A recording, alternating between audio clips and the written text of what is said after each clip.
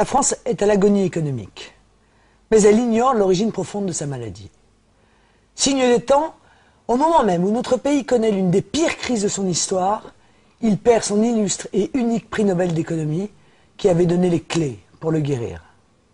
En effet, Maurice Allais avait dans l'indifférence générale depuis des décennies, seul contre tout l'ostracisme de la nomenclature politicienne au pouvoir, démontré la folie de la mondialisation.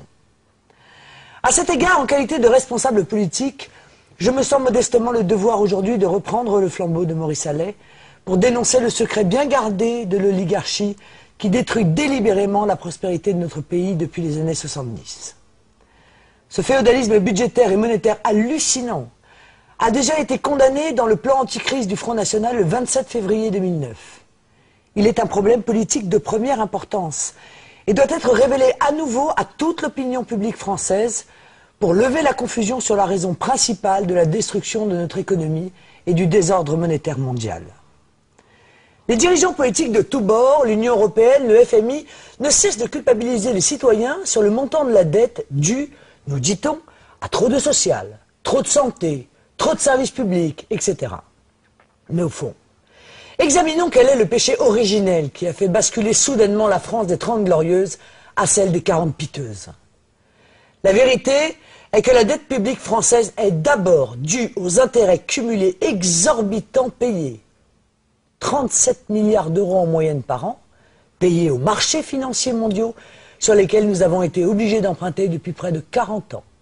Pourquoi ? Parce que l'infâme loi du tandem Pompidou-Giscard du 3 janvier 1973, entérinée par l'article 104 du traité de Maastricht, puis confirmée par le traité de Lisbonne, a privé la France de son droit régalien de battre monnaie par la création monétaire de la Banque de France pour offrir aux banques d'affaires privées le droit illégitime d'émettre du crédit payant pour l'État. Ces usuriers spéculent ensuite contre tous les actifs de la planète, y compris les dettes des États souverains. Bref, vous avez compris, il n'est plus possible de solliciter directement la Banque de France ou même la BCE pour financer la dépense publique. Nous sommes contraints de passer par les banques et les marchés financiers rapaces, mais c'est unique au monde.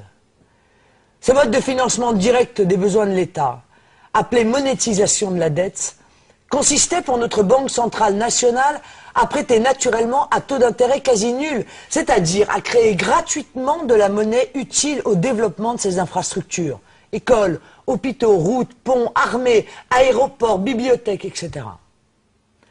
Tous les partis politiques de gouvernement depuis 1973, de droite comme de gauche, ont concouru à la création et à la pérennité de ce régime de financement inique.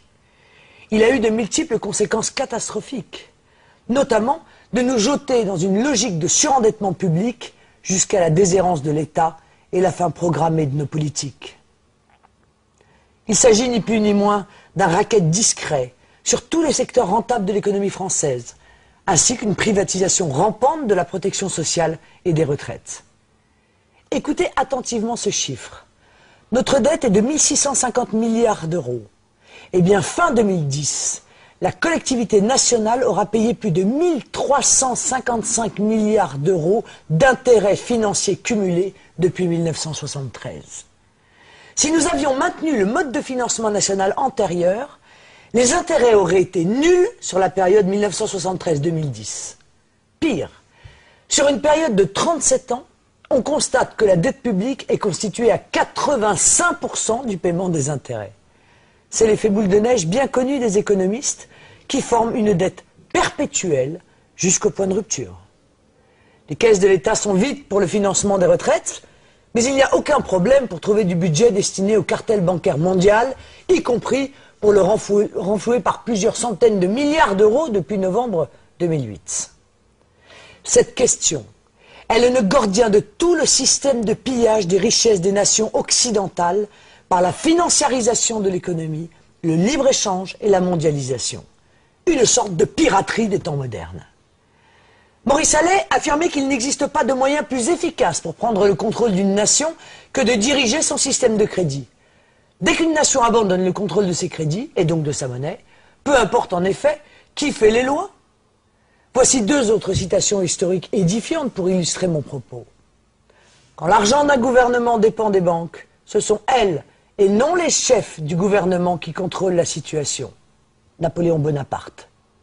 Ou encore, si la population comprenait le système bancaire, je crois qu'il y aurait une révolution avant demain matin, Henry Ford. Dans ces conditions, comment les partis du système, UMPS, Modem, Vert, etc., qui depuis plus de 30 ans n'ont jamais procédé au moindre remboursement du capital de la dette, pourraient-ils demain, dans leur modèle économique actuel, résorber l'ensemble de la dette? C'est impossible. Avec leur modèle, la dette hors intérêt va continuer à s'accroître de 1 650 milliards d'euros sur la période 2010-2025 jusqu'à son niveau d'étiage de 3 300 milliards d'euros en 2030. Si une base raisonnable de 30 milliards d'euros par an et une inflation inférieure à 2% sont retenues pour le remboursement du capital de la dette, c'est en 2132 environ que leur dette sera éteinte, au prix de sacrifices sociaux épouvantables. Bref, ce serait un désastre. Regardez ce graphique qui vous montre la différence de résorption de la dette dans leur système, extrêmement lente et coûteuse, en rouge, et dans le nôtre, beaucoup plus rapide et sans drame social, en bleu.